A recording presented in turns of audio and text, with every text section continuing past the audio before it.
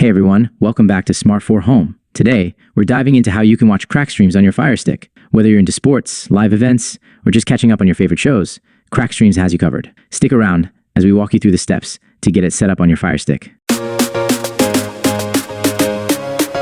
Step 1. Prepare your FireStick. First things first, make sure your FireStick is plugged in and connected to your TV. Navigate to the home screen and ensure it's connected to the internet. This step is crucial for downloading the necessary app.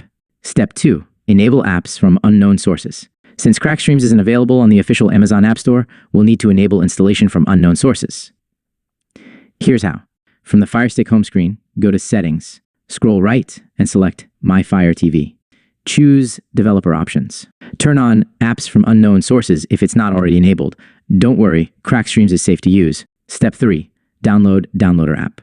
To download CrackStreams, we'll use the Downloader app. This is a handy tool for getting apps that aren't on the Amazon store. Here's how to get it.